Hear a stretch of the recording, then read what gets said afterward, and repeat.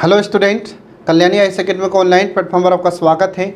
मैं हूं लखन दायमा, आपको एमपीएसआई के लिए हिंदी पढ़ा रहा हूं। फ्रेंड, एमपीएसआई के अलावा अन्य राज्यों में जो एसआई की एग्ज़ाम कंडक्ट की जाती है उसके लिए भी यह हिंदी बहुत ही महत्वपूर्ण है। इसके अलावा जैसे संविदा की एग्ज़ाम्स होती है, सीटेट की एग्ज़ाम होती है, पटवारी की एग्ज़ाम होती है, इन सभी एग्ज़ाम्स के लिए हिंदी बहुत ही महत्वपूर्ण विषय होता है। तो चलिए फ्रेंड, आज हम शुरू करते हैं अनेक शब्दों के लिए एक शब्द या एक वाक्य के लिए एक शब्द। तो यह टॉपिक बहुत ही महत्वपूर्ण होता है और हर एग्जाम में जितनी भी एग्जाम्स होती है उसमें इस टॉपिक से दो चार क्वेश्चन अवश्य आपसे पूछे ही जाते हैं। तो हर एग्जाम में आपसे 2-3 क्वेश्चन पूछे जाते हैं, तो 3-4 नंबर आपके पक्के हैं। तो चलिए इसमें शुरू करते हैं अनेक शब्दों के लिए एक शब्द या एक वाक्य के लिए एक शब्द। ठीक है, तो यहाँ पर इसका मतलब क्या होगा? तो इसमें एक वाक्य होता है, उसके लिए आपको एक शब्द बताना होगा। ठीक है, इसलिए इसको क्यों जोड़ा गया हमारे सिलेबस में? तो इसको इसलिए जोड़ा गया है क्योंकि आप ज़्यादा बातों को कम से कम शब्दों में कह सकें। ठीक है, मतलब अगर बहुत बड़ी बात कहना उसके स्थान पर एक शब्द बोल दीजिए, तो बात को आप छोटी करके बोल सकते हैं। ठीक है, तो अनेक शब्दों के लिए एक शब्द का उपयोग करते आपको आना चाहिए और एक वाक्य के लिए एक शब्द का प्रयोग करते आपको आना चाहिए। ठीक है, तो गागर में सागर का काम होना चाहिए, मतलब कम शब्दों में अधिक अपनी बातों को कहते आना आपको चाहिए। तो चलिए इसमें शुरू करते हैं अनेक शब्दों के लिए एक शब्द। तो यहाँ पर देखिए कि जो कभी बूढ़ा ना हो। ठीक है, जो कभी बूढ़ा ना हो, तो इसके लिए एक शब्द क्या होगा? तो इसके लिए एक शब्द होता है अजर। ठीक है, इसका एक शब्द क्या हो जाएगा? अजर। तो एग्जाम में आपसे क्वेश्चन पूछा जाएगा कि बताइए जो कभी बूढ़ा ना हो, इसके लिए एक शब्द क्या होगा? तो आपको ध्यान रखना होगा अजर। तो अजर मतलब जो बूढ़ा ना हो। फिर इसके बाद में अगला आ जाता है कि जिसका कोई शत्रु न जन्मा हो। ठीक है, तो जिसका कोई शत्रु न जन्मा हो, इसके लिए एक शब्द क्या होगा? तो देखिए, तो जिसका कोई शत्रु न जन्मा हो, इसके लिए एक शब्द होता है अजात शत्रु। ये आपको ध्यान रखना है फ्रेंड। तो एग्जाम में आपसे क्वेश्चन कैसा भी पूछा जा सकता है कि बताइए अजात शत्रु के लिए एक वाक्य क्या होगा, ये भी आपसे पूछ सकता है। या ऐसा भी पूछा जाएगा कि जिसका कोई शत्रु न जन्मा हो, इसके लिए एक शब्द क्या होगा? तो आपको याद रखना होगा अजात शत्रु। फिर इसके बाद में अगला देखिए, अगला आ जाता है कि जिसका चिंतन न किया जा सके। ठीक है, तो जिसका चिंतन न किया जा सके, इसके लिए एक शब्द क्या होगा? तो इसके लिए एक शब्द आपको ध्यान रखना है अचिंत्य। क्या हो जाएगा इसका? एक अचिंत्य। ये आपको ध्यान रखना है। फिर इसके बाद में अगला इसमें आ जाता है कि जो क्षमा न किया जा सके। ठीक है, जो क्षमा न किया जा सके, इसके लिए एक शब्द क्या होगा? इसका हो जाएगा अक्षम्य। क्या हो जाएगा? अक्षम्य। ये आपको ध्यान रखना होगा फ्रेंड। तो एग्जाम में आपसे क्वेश्चन पूछा जा सकता है कि बताइए जिसको क्षमा न किया जा सके, इसके लिए एक शब्द क्या होगा? तो आपको याद रखना होगा अक्षम्य। ठीक, अब इसके बाद फिर अगला देखिए, अगला जाता है कि जो पहले जन्मा हो। तो जो पहले जन्मा हो मतलब एक छोटा भाई होगा, एक बड़ा भाई होगा। तो जो बड़ा भाई होगा वह पहले जन्म लेता है, तो उस बड़े भाई के लिए एक शब्द होता है जो आपको ध्यान रखना होगा अग्रज। क्या हो जाता है? अग्रज। तो जो पहले जन्म लेता है या जो पहले जन्मा हो, उसके लिए एक शब्द है ये अग्रज। ये आपको ध्यान रखना होगा। फिर इसके बाद में अगला शब्द देखिए यहाँ पर, तो अगला वाक्य है कि जिसे जाना ना जा सके। ठीक है, तो जिसे जाना ना जा सके, इसके लिए एक शब्द आपको याद रखना होगा अजेय। क्या हो जाएगा? अजेय। तो जिसको हम जान नहीं सकते, ये जिसको जाना ना जा सके, उसके लिए एक शब्द होता है अजेय। अब मैं इसको अजेय क्यों बोल रहा हूं? क्योंकि जो यहाँ पर जो जानी है ये आधा ज और इ से मिलकर बनता है, इसलिए इसको अजेय बोलना चाहिए। ज़्यादातर लोग सब इसको क्या पढ़ते हैं? सब इसको अज्ञानी ज्ञानी ज्ञानी बोलते हैं। तो आपको ज्ञानी नहीं बोलना है, आपको क्या बोलना है? जय। आधा ज और अ है, इसलिए आपको बोलना होगा जय। तो इसलिए इसको क्या पढ़ेंगे हम? अजेय। इसके बाद फिर अगला देखिए, इसमें अगला आ जाता है कि जो इंद्रियों या गो द्वारा जाना ना जा सके। तो ध्यान रखना फ्रेंड कि जो इंद्रियां होती है, तो इंद्रियों को हम गो भी कहते हैं। ठीक है। अब इंद्रियां क्या हैं, तो हमारे मानव शरीर में 5 इंद्रियां हैं, जैसे नाक है, मुंह है, कान है, हाथ है, ये सब क्या है, इंद्रियां हैं। जैसे हाथ, तो हाथ किसी भी चीज को स्पर्श करके आनंद की प्राप्ति होती है, आंखों से किसी को देखकर मजा आता है। फिर इसके बाद मुख होता है, तो मुख से हम देखते हैं कि अच्छा जो स्वाद होता है वो अच्छा स्वाद चखने में हमें मजा आता है। फिर इसके बाद में ऐसे नाक होती है, तो नाक अच्छी सुगंध सूंघना पसंद करती है, कान को अच्छी बातें सुनना पसंद करते हैं। तो ये ऐसे हमारे मानव शरीर में इंद्रियां होती है। तो इसमें आपको ध्यान रखना है कि जो इंद्रियों के द्वारा जाना न जा सके, इसके लिए एक शब्द क्या होता है, इसको आपको याद रखना होगा, अगोचर। इसका एक शब्द क्या हो जाएगा, अगोचर। तो जो इंद्रियों के द्वारा जाना न जा सके उसको कहते हैं अगोचर, और जो जाना जा सके तो उसके लिए होगा गोचर। ठीक है। इसके बाद फिर अगला देखिए, तो अगला आ जाता है कि जिसने अभी तक जन्म न लिया हो। तो जिसने अभी तक जन्म न लिया हो, इसके लिए एक शब्द क्या है, तो इसके लिए एक शब्द होता है अजन्मा। इसके लिए एक शब्द क्या हो जाएगा, अजन्मा, जिसने अभी तक जन्म न लिया हो। ध्यान रखना फ्रेंड, बहुत ही इंपॉर्टेंट है ये, एग्जाम में आपसे क्वेश्चन पूछे जाते हैं इनसे, ये बार बार एग्जाम में रिपीट होते हैं। फिर इसके बाद में अगला आ जाता है, अगला आता है कि जिसको जीता ना जा सके। ठीक है।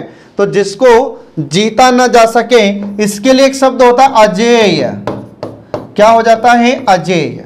तो जिसको जीता ना जा सके, इसके लिए एक शब्द होगा अजेय। ये ध्यान रखना, एग्जाम में पूछा गया है। अब इसके बाद फिर अगला देखिए, अगला देखिए इसमें कि जिसके बारे में कोई निश्चय ना हो। ठीक है। तो जिसके बारे में कोई निश्चय ना हो, इसके लिए एक शब्द क्या होगा, तो देखिए यहां पर अनिश्चय। इसके लिए एक शब्द होगा अनिश्चित। क्या हो जाएगा, तो इसके लिए एक शब्द होगा अनिश्चित। ठीक है। तो जिसके बारे में कोई निश्चय ना हो, तो इसके लिए एक शब्द हमेशा ध्यान रखना, अनिश्चित। फिर इसके बाद में अगला आ जाता है कि जो अपनी बात से टले नहीं। ठीक है। जैसे अटल बिहारी वाजपेयी का नाम था अटल, तो जो अपनी बात से टले नहीं, उसके लिए एक शब्द आपको याद रखना होगा अटल। जो कभी टल नहीं सकता, उसके लिए एक शब्द होता है अटल। ठीक है। अब इसके बाद फिर ऐसा ही अगला देखिए कि जिस बात को अत्यधिक बड़ा चढ़ाकर कहा जाता है, तो इसके लिए एक शब्द याद रखना हमेशा अतिशयोक्ति होता है। क्या होता है, इसके लिए एक शब्द याद रखेंगे आप लोग, अतिशयोक्ति। ठीक है फ्रेंड। अब ये अतिशयोक्ति का मतलब क्या हो जाता है, तो कई बार क्या होता है, स्टूडेंट इस अतिशयोक्ति को गलत लिखते हैं और गलत इसका उच्चारण भी करते हैं। कैसे, तो यहां पर जो शब्द है, जब इसका हम संधि विच्छेद अगर करेंगे, तो इसका संधि विच्छेद क्या हो जाएगा, अतिशय धन उक्ति। इसका क्या हो जाएगा, अतिशय धन उक्ति बराबर हो जाता है अतिशयोक्ति।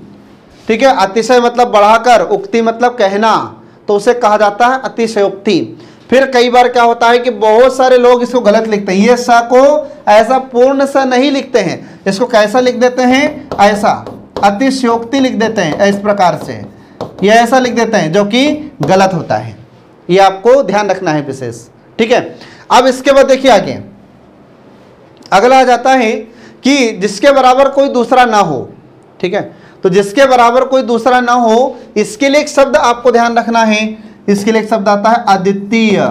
क्या होता है, अद्वितीय। इसको इंग्लिश में हम क्या कहते हैं, इंग्लिश में इसको यूनिक कहा जाता है, यूनिक। इसके बाद फिर अगला देखिए, इसमें अगला आ जाता है कि वह सूचना, ठीक है, जो सरकार के प्रयास से जारी हो। तो हमारी सरकार सूचना जारी करती है, तो जब सरकार के प्रयास से कोई सूचना जारी की जाती है, तो उसके लिए एक शब्द आपको याद रखना होगा, अधिसूचना। क्या हो जाता है, अधिसूचना। ये आपको ध्यान रखना है फ्रेंड। ठीक है। तो ये अधिसूचना सिर्फ और सिर्फ कौन जारी कर सकती है, सरकार जारी कर सकती है। कोई भी प्राइवेट कंपनी अधिसूचना कभी जारी नहीं कर सकती, इसको इंग्लिश में नोटिफिकेशन कहते हैं। इसके बाद फिर अगला देखिए, इसमें विधायिका के द्वारा स्वीकृत नियम, इसके लिए एक शब्द होता है अधिनियम। ठीक है। तो विधायिका के द्वारा स्वीकृत नियम, इसके लिए एक शब्द होगा अधिनियम। अब अधिनियम तो अपने को पता हो गया, पर विधायिका किसे कहते हैं यह भी आपको ध्यान रखना होगा। तो विधायिका केंद्र के स्तर पर संसद होती है, राज्य के स्तर पर विधायिका विधानमंडल होता है, तो विधायिका कहते किसको हैं? तो जो संस्था कानून का निर्माण करती है, अधिनियम बनाती है, उसे कहते हैं विधायिका।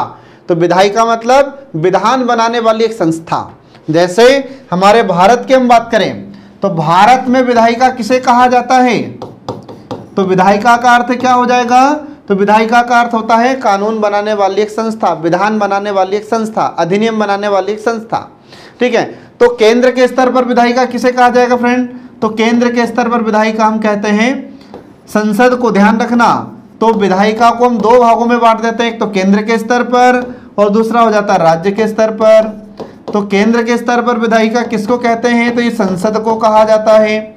ठीक है, और राज्य के स्तर पर विधायिका किसे कहा जाता है? तो ये विधानमंडल को कहा जाता है।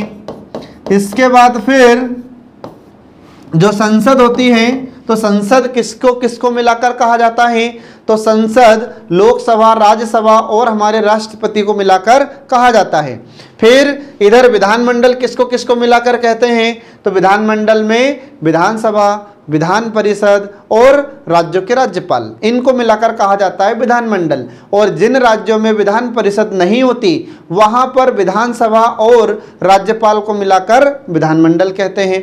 जैसे मध्य प्रदेश में विधान परिषद नहीं है, तो यहाँ पर विधानमंडल कैसे बनेगा? तो यहाँ पर विधानमंडल विधानसभा और राज्यपाल से मिलकर बनता है। ठीक है, तो जो संसद होगी, जब संसद कोई अधिनियम बनाएगी, जब संसद कोई कानून बनाती है, तो ये पूरे भारत में लागू होता है। और जब कोई राज्य का विधानमंडल कोई कानून बनाता है, कोई अधिनियम बनाता है, तो ये उसी राज्य में लागू होगा जिस राज्य के विधानमंडल ने यह अधिनियम बनाया है। ठीक है फ्रेंड, तो ये आपको ध्यान रखना होगा कि विधायिका के द्वारा जो स्वीकृत नियम होता है उसको कहते हैं अधिनियम। इसके बाद फिर अगला देखिए, तो सर्वाधिक अधिकार प्राप्त शासक, इसके लिए एक शब्द आपको ध्यान रखना है। इसके लिए एक शब्द होता है अधिनायक। क्या होता है? अधिनायक। तो एग्जाम में आपसे क्वेश्चन पूछा जा सकता है कि सर्वाधिक अधिकार प्राप्त शासक को क्या कहते हैं? तो इसके लिए एक शब्द होता है अधिनायक। ठीक है, इसके बाद फिर अगला आ जाता है कि अपने काम के बारे में कुछ निश्चय न करने वाला। ये एग्जाम में पूछा गया क्वेश्चन है। ठीक है, तो कुछ राज्यों की पीएससी में यह पूछा गया था कि अपने काम के बारे में कुछ निश्चित न करने वाला या निश्चय न कर पाने वाला या असमंजस की स्थिति में रहने वाला। तो इसके लिए एक शब्द क्या होता है? तो इसके लिए एक शब्द होता है किंकृत विमूढ़। क्या हो जाता है? किंकृत विमूढ़। ये शब्द आपको हमेशा ध्यान रखना फ्रेंड, एग्जाम में बार बार इससे पूछा जाता है। ठीक है, तो दोनों तरफ से पूछ सकता है। कैसा? कि अपने काम के बारे में कुछ भी निश्चित न कर पाने वाला। तो कुछ भी निश्चय न कर पाने वाला व्यक्ति मतलब असमंजस की स्थिति में रहने वाला व्यक्ति, तो उसको क्या कहते हैं? किंकृत विमूढ़ कहते हैं। उल्टा पूछा जा सकता है कि किंकृत विमूढ़ के लिए एक सही वाक्य क्या होगा? तो आपको याद रखना है कि अपने काम के बारे में कुछ भी निश्चय न कर पाने वाला व्यक्ति, उसे कहते हैं किंकृत विमूढ़। फिर इसके बाद में अगला देखिए, अगला आ जाता है कि जो बात पूर्व काल से लोगों में कह सुनकर प्रचलित हो। तो इसके लिए दो शब्द होते हैं। तो पहला तो होता है जनश्रुति। क्या हो जाएगा? जनश्रुति। तो जन का मतलब लोग और श्रुति मतलब उनसे सुनकर चले आ रहे हैं या सुनते चले आ रहे हैं। और दूसरा होता है किंवदंती। क्या हो जाता है? किंवदंती। तो ये आपको दोनों ही शब्द इसमें याद रखना होगा। ठीक है, अब अगला देखिए, इसमें अगला आ जाता है कि रवि ईश्वर को न मानने वाला मनुष्य है। तो इसके लिए एक शब्द क्या होगा? तो देखिए इसमें, तो रवि ईश्वर को न मानने वाला मनुष्य है, इसके लिए एक शब्द होता है नास्तिक। इसके लिए एक शब्द क्या हो जाएगा? नास्तिक। तो जो ईश्वर को न मानता है उसके लिए एक शब्द होता है नास्तिक, और जो ईश्वर को मानता है उसके लिए एक शब्द होता है आस्तिक। ये हमेशा आप लोग ध्यान रखना। फिर इसके बाद में अगला आ जाता है कि ईश्वर का कोई आकार नहीं होता, इसके लिए एक शब्द क्या होगा? निराकार। ये आपको ध्यान रखना है। इसके लिए एक शब्द क्या हो जाएगा? निराकार। और जब हम कहें कि ईश्वर का एक रूप होता है, जैसे भगवान श्री राम, ठीक है, इनकी मूर्ति होती है, भगवान कृष्ण की मूर्ति होती है, शंकर भगवान की मूर्ति होती है, तो भगवान के इस रूप को क्या कहा जाएगा? तो इसे कहा जाता है साकार। और जिसका कोई आकार ना हो तो उसे हम कहते हैं निराकार। ये आपको याद रखना है इन दोनों को ही। फिर इसके बाद में अगला जाता है कि आंखों के सामने घटित घटना पर विश्वास तो करना ही पड़ेगा, तो इसके लिए एक शब्द क्या होगा, तो इसके लिए एक शब्द होगा प्रत्यक्ष। तो प्रतिधन अक्षी मतलब आंखों के सामने, तो इसके लिए एक शब्द क्या हो जाएगा, प्रत्यक्ष हो जाएगा। ये आपको ध्यान रखना होगा फ्रेंड। फिर इसके बाद में अगला देखिए, तो अगला आ जाता है कि भारतीयों की बुरी दशा देखकर गांधी जी का मन द्रवित हो गया था। तो बुरी दशा को देखकर मतलब यहां पर एक शब्द क्या होगा, इसका एक शब्द हो जाएगा दुर्दशा। तो भारतीयों की दुर्दशा को देखकर गांधी जी का मन बहुत ही द्रवित हो गया था। फिर इसके बाद में अगला आ जाता है कि दोपहर के समय सालू आराम कर रही थी, तो इसके लिए एक शब्द क्या होगा, तो इसके लिए एक शब्द आपको ध्यान रखना होगा मध्याह्न। क्या हो जाएगा इसके लिए एक शब्द, मध्याह्न। मध्याह्न, ये इस प्रकार से आपको ध्यान रखना होगा, मध्याह्न। ठीक है। इसके बाद फिर अगला देखिए कि सभी प्रकार की चिंताओं को दूर करने वाली एक मणि होती है, उसे क्या कहा जाता है, तो इसके लिए एक शब्द आपको ध्यान रखना होगा चिंतामणि। क्या हो जाएगा इसके लिए एक शब्द, चिंतामणि। ठीक है फ्रेंड।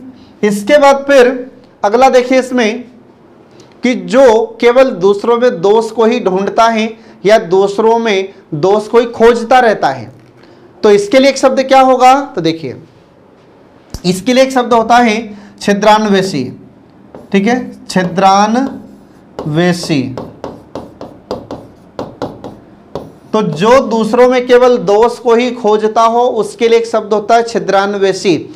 अगर हम इसका संधि विच्छेद भी करेंगे तो इसका संधि विच्छेद क्या हो जाएगा, छिद्रधन अन्वेषी। मतलब जो केवल छिद्र को खोजता रहता है, मतलब बुराइयों को खोजता रहता है, दोष को खोजता रहता है, उसके लिए एक शब्द क्या होगा, छिद्रान्वेषी होता है। तो ये आपको हमेशा ध्यान रखना है फ्रेंड, एग्जाम में ये पूछा गया है।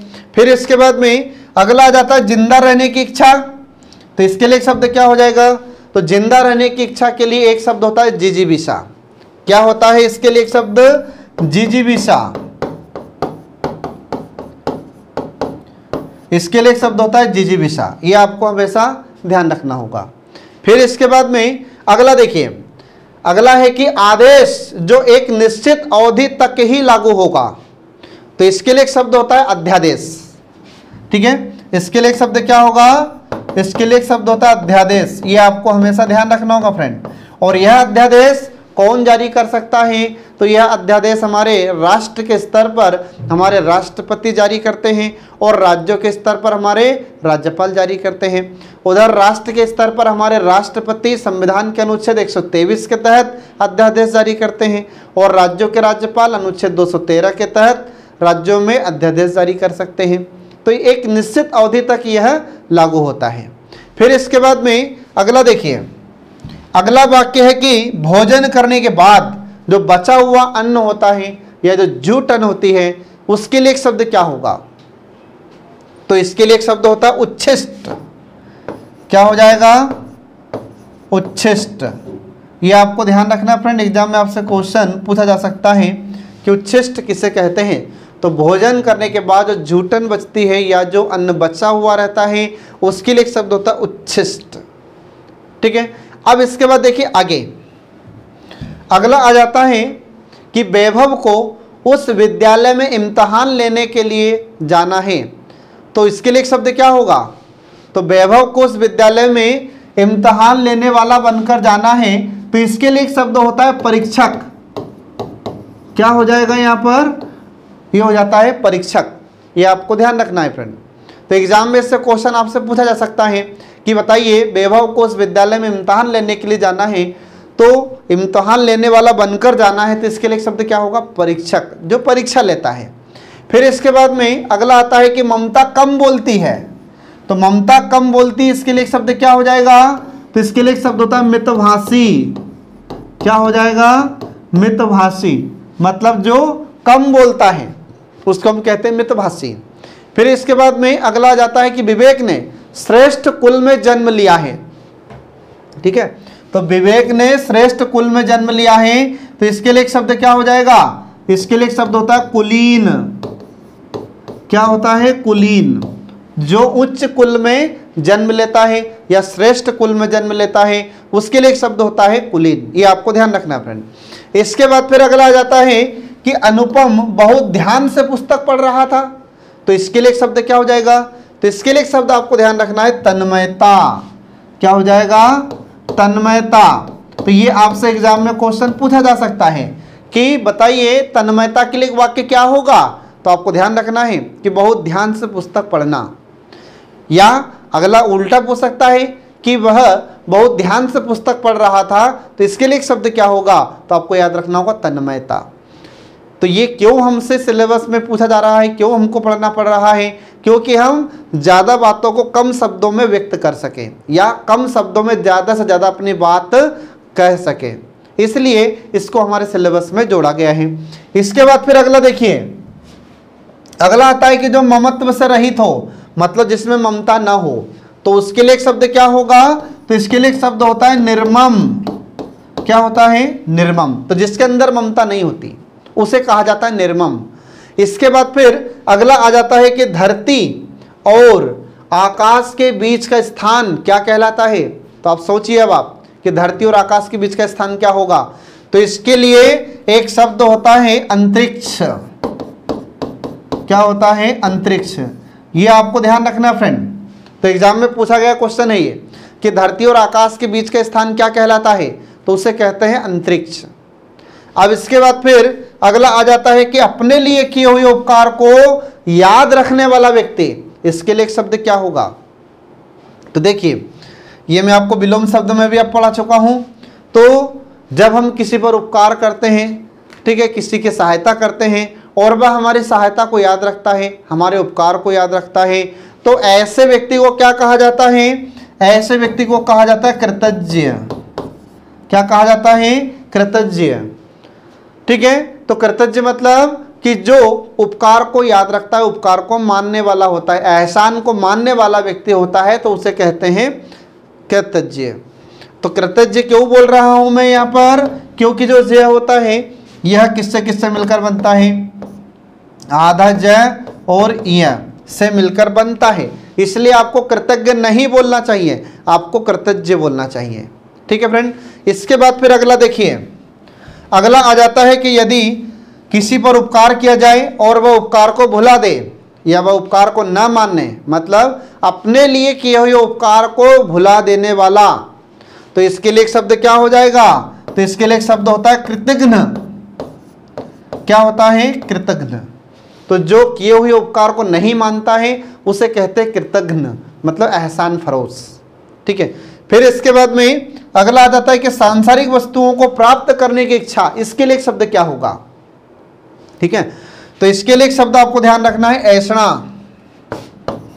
इसके लिए एक शब्द क्या हो जाएगा? ऐषणा। ये आपको ध्यान रखना है। तो ये हमने आपको संधि विच्छेद में पढ़ाया था, जैसे आपको याद हो तो वित्तैषणा हमने बताया था, वित्त धन ऐषणा बराबर वित्तैषणा। तो वित्त प्राप्त करने की इच्छा, धन प्राप्त करने की इच्छा, तो ऐषणा का मतलब क्या हो जाता है? इच्छा। तो कौन सी इच्छा? तो सांसारिक वस्तुओं को प्राप्त करने की इच्छा, वह कहलाती है ऐषणा। ये आपको ध्यान रखना होगा।